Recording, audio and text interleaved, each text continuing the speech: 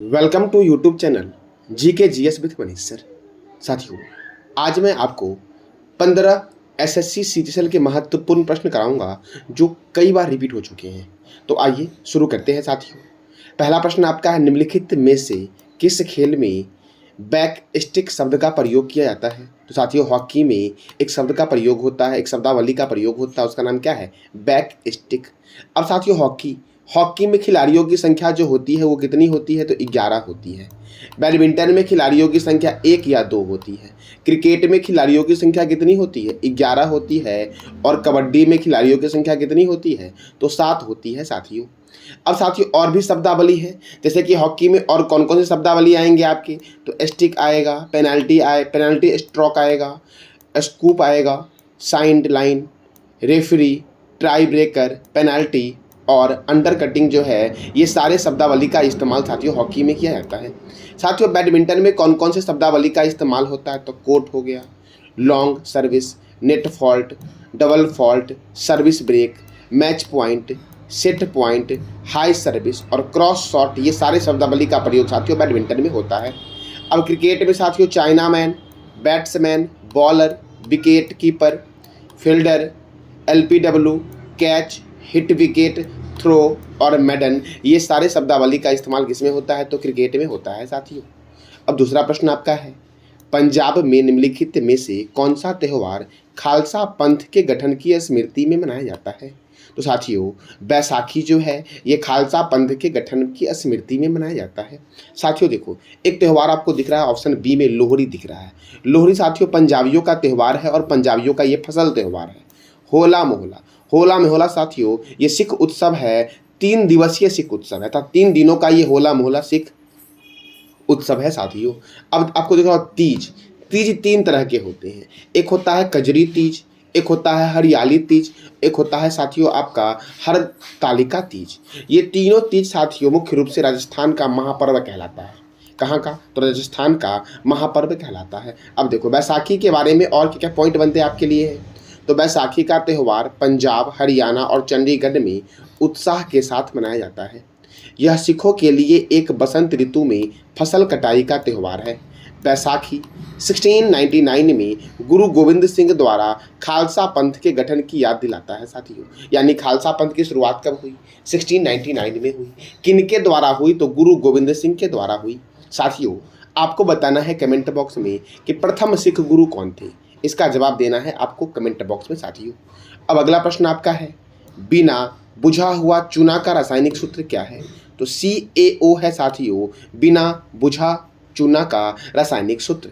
अब साथियों देखो, कैल्शियम ऑक्साइड का रासायनिक सूत्र क्या है? तो CaO साथियों क्या है? कैल्शियम ऑक्साइड इसका नाम है, इसका सूत्र क्या है? CaO। और इसका अन्य नाम क्या है? जला चूना या बिना बुझा चूना साथियों कैल्शियम ऑक्साइड का अन्य नाम है। अब साथियों, अगला प्रश्न आपका है, कार्य का मात्रक क्या है? तो साथियों, कार्य का मात्रक क्या है? तो कार्य का मात्रक है जूल। क्या है? जूल। साथियों, ऑप्शन ए। वाट का मात्रक क्या है? वाट किसका मात्रक है? शक्ति का मात्रक है। डेसिबल किसका मात्रक है साथियों? तो डेसिबल ध्वनि का मात्रक है डेसिबल। और एम्पियर है विद्युत धारा का मात्रक क्या है? एम्पियर। और भी कुछ मात्रक साथियों, जैसे लंबाई का मात्रक क्या है? तो मीटर है। द्रव्यमान का मात्रक क्या है? किलोग्राम। समय का मात्रक क्या है साथियों? सेकंड है समय का मात्रक आपका। कार्य और ऊर्जा का मात्रक क्या है? जूल। विद्युत धारा का मात्रक क्या है? एम्पियर है। उष्मा गति की ताप का मात्रक केल्विन है। ज्योति तीव्रता का मात्रक क्या है? कैंडेला है। कोण का मात्रक क्या है? रेडियन। क्या है? रेडियन। और साथियों, ठोस कोण का मात्रक क्या है? स्टेरेडियन। और क्षेत्रफल का मात्रक क्या है? वर्ग मीटर साथियों। साथियों, न्यूटन किसका मात्रक है? न्यूटन। ये बताना है कमेंट बॉक्स में आपको साथियों। अगला प्रश्न आपका है, निम्नलिखित में किस स्थल पर परमाणु ऊर्जा संयंत्र नहीं है? तो साथियों, विजयवाड़ा में परमाणु ऊर्जा संयंत्र नहीं है। कहाँ पर? तो विजयवाड़ा में। साथियों, अभी परमाणु ऊर्जा से और क्या क्या पॉइंट बनेंगे? और विजयवाड़ा में साथियों देखो, विजयवाड़ा में एक थर्मल पावर स्टेशन है जिसका नाम है डॉक्टर नरला टाटा राव। क्या नाम है? Doctor Narla Tata Rao thermal power station कहाँ है? विजयवाड़ा में है। कहाँ है? विजयवाड़ा में। अगर आपसे पूछे कि भारत का पहला और सबसे पुराना परमाणु ऊर्जा केंद्र कौन सा है? तो तारापुर परमाणु ऊर्जा केंद्र है जो महाराष्ट्र में है। भारत का पहला और सबसे पुराना परमाणु ऊर्जा केंद्र कौन सा है? तारापुर परमाणु ऊर्जा केंद्र साथियों। अब और भी महत्वपूर्ण परमाणु ऊर्जा केंद्र है, जैसे काकरा पारा परमाणु ऊर्जा केंद्र, इसकी स्थापना हुई थी 1993 में और ये गुजरात में है। साथियों दूसरा है आपका कल्पक्कम परमाणु ऊर्जा केंद्र या मद्रास परमाणु ऊर्जा केंद्र, इसकी स्थापना हुई थी 1984 में और ये तमिलनाडु में है। नरोरा परमाणु ऊर्जा केंद्र, इसकी स्थापना हुई थी 1991 में और ये उत्तर प्रदेश में है। कैगा परमाणु ऊर्जा केंद्र साथियों, इसकी स्थापना 2000 में हुई थी और ये कर्नाटक में है। राजस्थान परमाणु ऊर्जा केंद्र की स्थापना 1973 में हुई थी। तारापुर परमाणु बिजली संयंत्र स्टेशन साथियों, इसकी स्थापना कब हुई थी? तो 1969 में हुई थी और ये कहाँ है? महाराष्ट्र में है साथियों। कहाँ पर है ये? तो महाराष्ट्र में है। अब अगला प्रश्न आपका है, अंतर्राष्ट्रीय अहिंसा दिवस कब मनाया गया है? तो साथियों 2 अक्टूबर को मनाया जाता है, क्योंकि 2 अक्टूबर को गांधी जयंती भी है। तो 2 अक्टूबर को कौन सा दिवस मनाया जाता है? अंतर्राष्ट्रीय अहिंसा दिवस साथियों ऑप्शन में दिख रहा होगा आपको 14 नवंबर।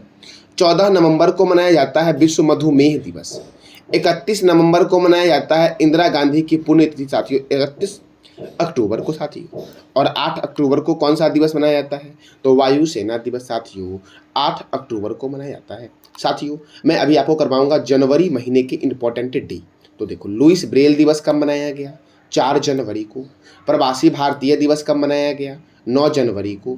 विश्व हिंदी हिंदी दिवस साथियों, विश्व हिंदी दिवस कब मनाया गया? 10 जनवरी को साथियों। राष्ट्रीय युवा दिवस कब मनाया गया? 12 जनवरी को। थल सेना दिवस कब मनाया गया? तो 15 जनवरी को।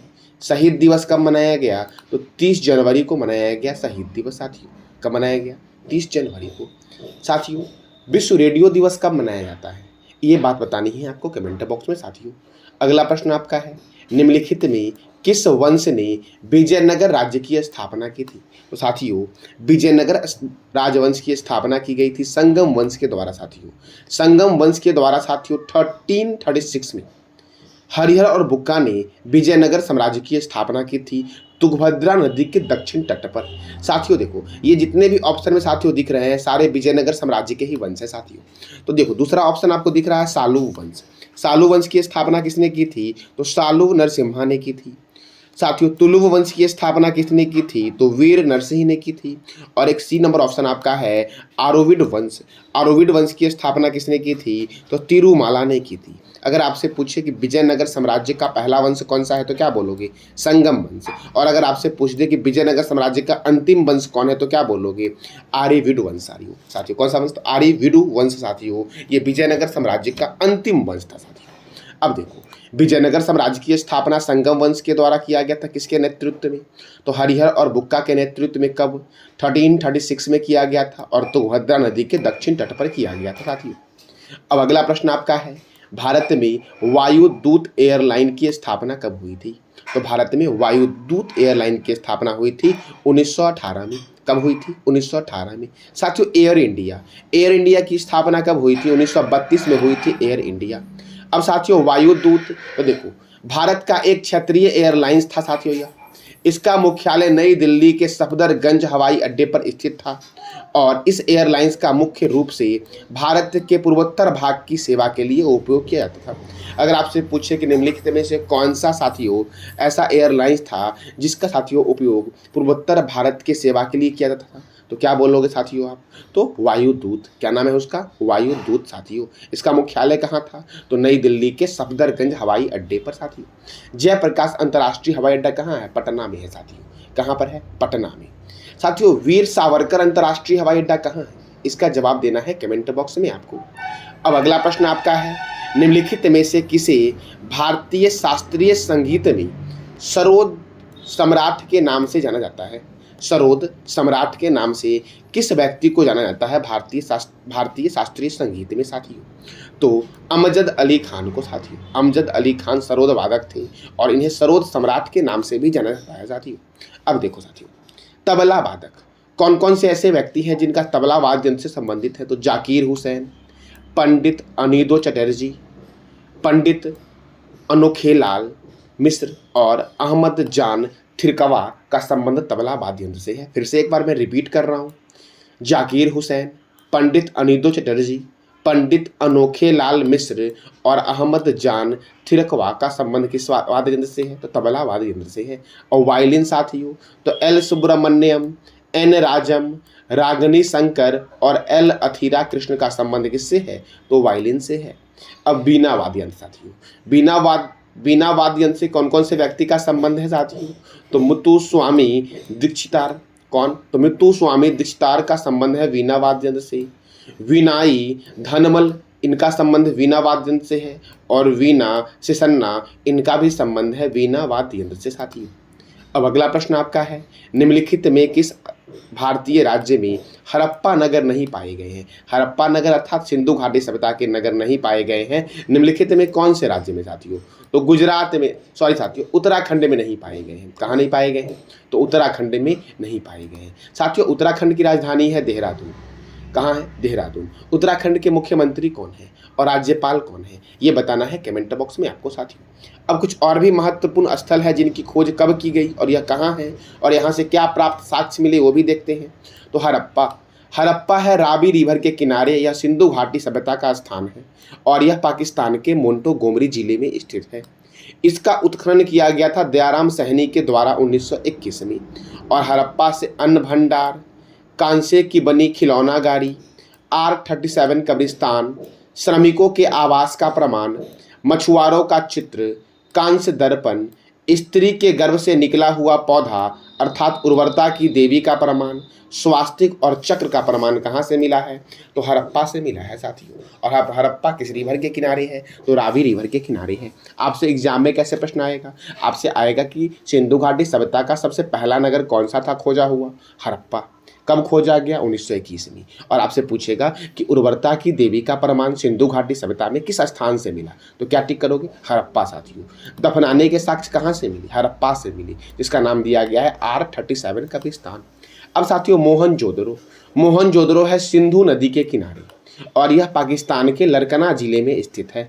इसका उत्खनन किया गया था राखल दास बनर्जी के द्वारा 1922 में। और यहाँ से क्या मिला? तो विशाल स्नानागार, पुरोहितों का आवास, कांस्य निर्मित नगण्य महिला की प्रतिमा, दाढ़ी वाले पुजारी की मूर्ति, चमकते हुए बंदर का चित्र, महाविद्यालय का प्रमाण, लाश के जलाने का साक्ष्य और मातृ देवी की मूर्ति का प्रमाण कहाँ से मिला? तो मोहनजोदड़ो से मिला साथियों। अब तीसरा स्थल आपका है लोथल है भोगवा रिवर के किनारे और ये अहमदाबाद गुजरात में स्थित है। इसका उत्खनन किसने किया? तो रंगनाथ राव ने किया। और लोथल एक बंदरगाह है, बंदरगाह को गोदीवारा कहा गया है साथियों। चावल के अवशेष, हाथी दांत के अवशेष, 3 युग्मित समाधियाँ, चालाक लोमड़ी का चित्र, घोड़े की मिट्टी की मूर्ति, छोटा दिशा मापक यंत्र और तांबे का कुत्ता, ये कहाँ से मिला है? तो लोथल से मिला है साथियों। राखी गढ़ी साथियों, राखी गढ़ी भारत में सिंधु घाटी सभ्यता का सबसे बड़ा नगर है और ये राखी गढ़ी है घग्गर नदी के किनारे हिसार के हरियाणा में स्थित है। इसका उत्खनन किया गया था सूरजभान सिंह के द्वारा साथियों और यहाँ से ताम्र उपकरण मिला, हड़प्पा लिपि युक्त मुद्रा मिली साथियों राखी गढ़ी से। साथियों अगर बात किया जाए सिंधु घाटी सभ्यता के बारे में तो सिंधु घाटी सभ्यता 3 देशों में फैला हुआ है। वो भारत है, पाकिस्तान है और अफगानिस्तान है। अफगानिस्तान में सिंधु घाटी सभ्यता के मात्र 2 स्थान हैं, एक है मुंडीकाक और दूसरा है सुरतगोई। तो साथियों आपको बताना इस तीनों देश में सिंधु घाटी सभ्यता का सबसे बड़ा नगर कहाँ मिला है साथियों, उस नगर का नाम क्या है, ये बताना है कमेंट बॉक्स में आपको साथियों। अगला प्रश्न है आपका, भारत का संविधान कब लागू किया गया था साथियों? तो भारत का संविधान लागू हुआ था 26 जनवरी 1950 को पूर्णतः। देखो भारत का संविधान 26 जनवरी 1950 को लागू हुआ। भारत के संविधान के निर्माण में 2 साल 11 माह 18 दिन लगे। यह प्रक्रिया साथियों 9 दिसंबर 1946 को शुरू हुई, अर्थात संविधान सभा की पहली बैठक कब हुई? 9 दिसंबर 1946 को। और अंतिम बैठक कब हुई? 26 नवंबर 1949 को साथियों। संविधान के कुछ प्रावधान जो थे वो 26 नवंबर 1949 को ही लागू हो गए थे, जबकि इसका प्रमुख हिस्सा जो था वो 26 जनवरी 1950 को लागू हुआ था साथियों। कब लागू हुआ? तो 26 जनवरी 1950 को लागू हुआ था। अब अगला प्रश्न आपका है, निम्नलिखित में से रूस की कौन सी नदी प्रशांत महासागर की ओर बहती है साथियों? तो रूस की जो अमूर नदी है ये प्रशांत महासागर की ओर बहती है। किधर बहती है? तो प्रशांत महासागर की ओर बहती है। अमूर नदी दुनिया की 10वीं सबसे लंबी नदी है और यह मंचूरिया की पहाड़ियों में सिक्का नदी और अर्जुन नदी के मिलने से उत्पन्न होती है। आगे चलकर यह चीन और रूस के बीच सीमा बनाते हुए ओखतक सागर और जापान सागर को जोड़ने वाले ततारी जलमड्रू मध्य में प्रशांत महासागर से मिल जाती है। तो यानी कि अमूर नदी कहाँ मिल जाती है? तो ततारी जलमड्रू मध्य में मिलती है, जलमड्रू मध्य में मिलती है, और यह कहाँ है? प्रशांत महासागर में है साथियों।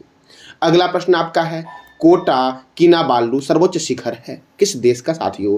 कोटा किनाबालू सर्वोच्च शिखर है, तो ये हो जाएगा साथियों आपका मलेशिया का सर्वोच्च शिखर जो आपका है उसका नाम क्या है? कोटा किनाबालू, और यह दक्षिण पूर्व एशिया का सबसे ऊंचा पर्वत भी है। अब अगला प्रश्न आपका है, किस संविधान संशोधन द्वारा दिल्ली को राष्ट्रीय राजधानी क्षेत्र का दर्जा दिया गया था? तो 69वां संविधान संशोधन के द्वारा दिल्ली को राष्ट्रीय राजधानी क्षेत्र का दर्जा दिया गया था, और यह 69वां संविधान संशोधन कब हुआ था? 1991 में हुआ था। अब अगला प्रश्न आपका है, संविधान का कौन सा भाग नागरिकता से संबंधित है? तो संविधान का भाग 2 जो है वो नागरिकता से संबंधित है। साथियों, भागों की कुल संख्या मूल रूप से कितनी है? 22 है। भाग 1 में क्या है? संघ एवं उसके राज्य क्षेत्र। भाग 2 में क्या है? नागरिकता। भाग 3 में क्या है? मौलिक अधिकार। भाग 4 में क्या है? राज्य के नीति निर्देशक तत्व। भाग 4 के क में क्या है? मूल कर्तव्य। भाग 5 में क्या है? संघ। भाग 6 में क्या है साथियों? तो राज्य है। भाग 9 में क्या है साथियों? तो पहली अनुसूची के भाग ख के राज्य जो 7वां संविधान संशोधन अधिनियम 1956 द्वारा निश्चित कर दिया गया है। भाग 9 के क में क्या है? नागरिकता है। भाग 9 के ख में क्या है? तो सहकारी समिति जो है ये भाग 9 के ख में है साथियों। भाग 10 में क्या है? अनुसूचित और जनजाति क्षेत्र। भाग 11 में क्या है? संघ और राज्य के मध्य संबंध। भाग 12 में क्या है? वित्तीय संपत्ति संविदाएं और बाद।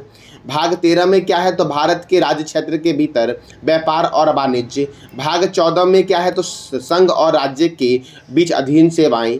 भाग 14 के क में क्या है? अधिकरण। भाग 15 में क्या है? निर्वाचन। भाग 16 में क्या है? तो कुछ वर्गों के संबंध में विशेष प्रावधान साथियों। भाग 17 में क्या है? तो राजभाषा। भाग 18 में क्या है? आपात उपबंध। भाग 19 में क्या है? परिकीर्णन। भाग 20 में क्या है? संविधान संशोधन। भाग 21 में क्या है? अस्थायी, संक्रमणकालीन और विशेष प्रावधान।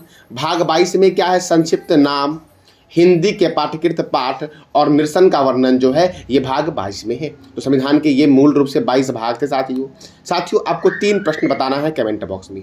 पहला प्रश्न आपका है, अनुसूची 7 में क्या है?